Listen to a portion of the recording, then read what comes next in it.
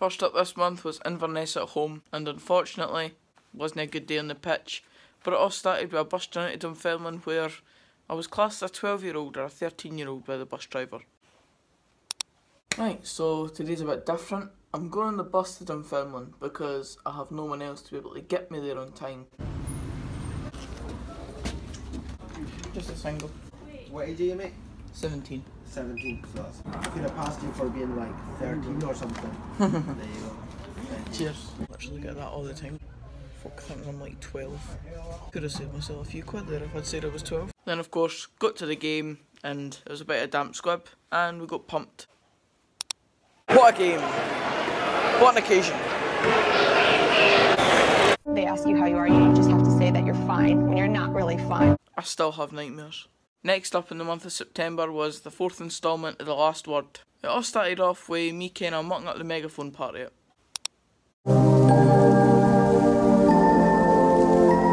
The last word.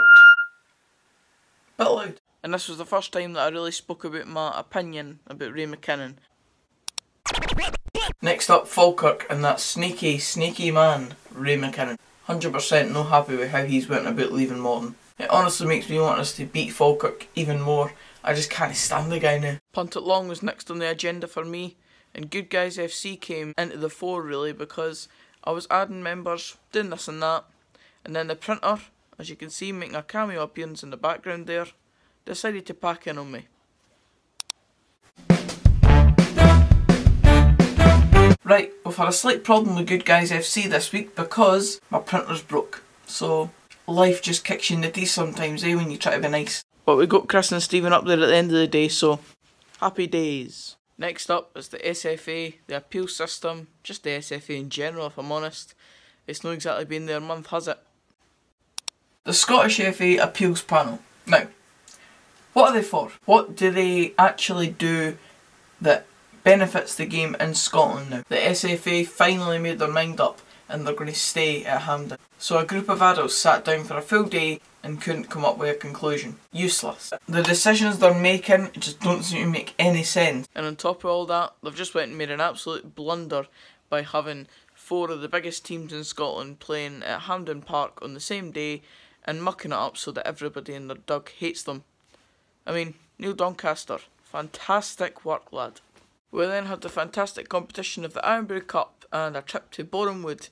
About 18 hours in total on a bus because we had stoppages and stuff like that through the night, and I have to say it was an enjoyable trip. I just did enjoy myself, so here's the best bits for that. So this time we've got a map. We start off our journey here and then a 420 mile bus journey down to Borehamwood, all the way down... Wait, Borehamwood isn't even on the map. Bus number 1 done. Then just got the time to kill before going to East End Park later on the night. Couldn't kill any more time, so here we are. East End Park. Monopause.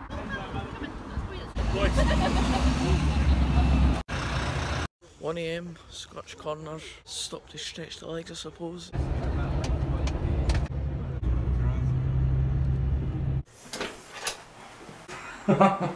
Here we are, the room.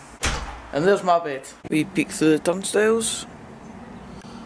There's a scene for the day. What's going to happen? And then we got to the game, of course. Bit of a damp squib at half time, and then once the full time whistle went after we had won on penalties, I don't know, I just felt quite elated by it. It helped the full weekend as a whole experience and stuff like that. The fact that we got through to the next round, so I mean, it was enjoyable. And the flares at the end, I'm not exactly a big fan of flares, but to make that journey, at least need to make it a bit memorable, so the flares gave us that. Robbo!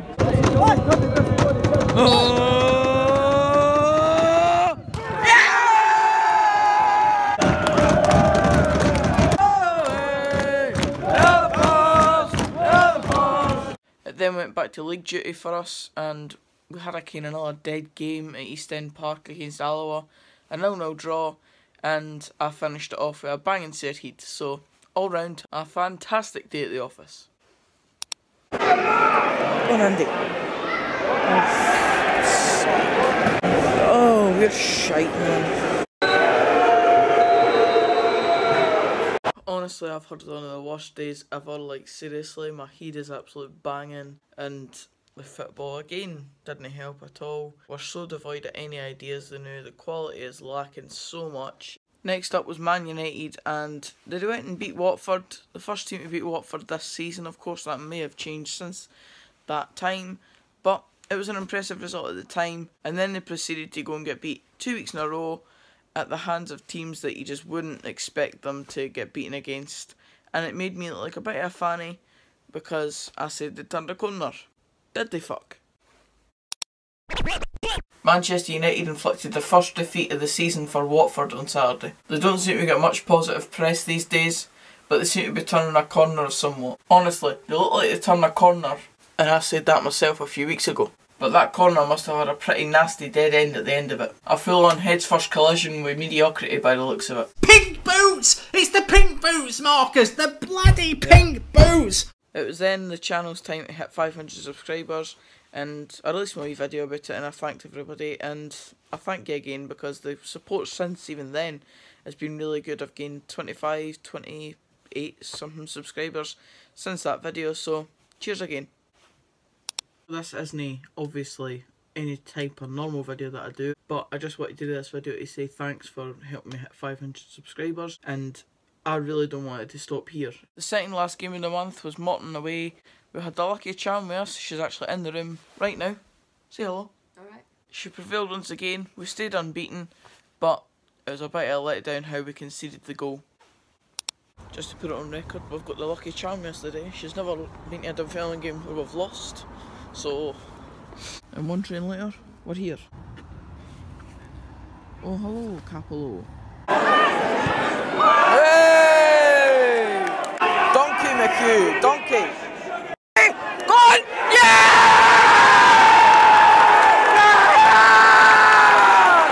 Lucky charm. Oh, Robinson! Robinson, man! Holy Christ! I can't believe we've drawn that. A wee laugh with the folk that I was there with. Right, that's at half time. It's a disgrace, man, right? Nah, it's been alright. Like, we have had more chances than last week, but we're just not putting any of them away like usual. But, as I said, we've played better than last week. And then last but not least, a win on the board.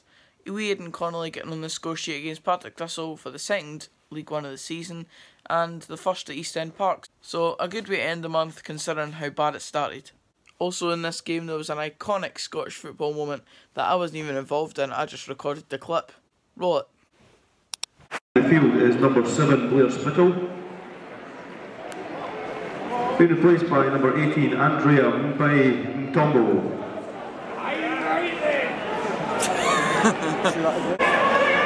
Oh! Yes!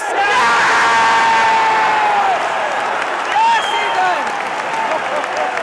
Fucking shite defending for them there! Yeah! Now lads, I've got to say, this one was disappointing and upsetting in many ways.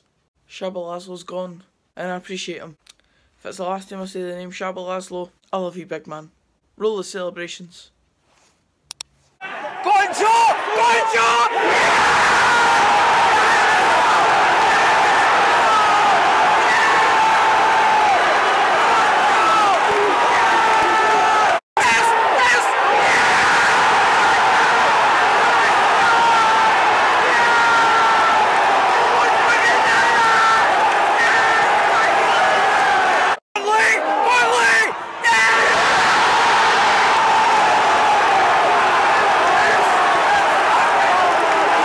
September, done. The month of October.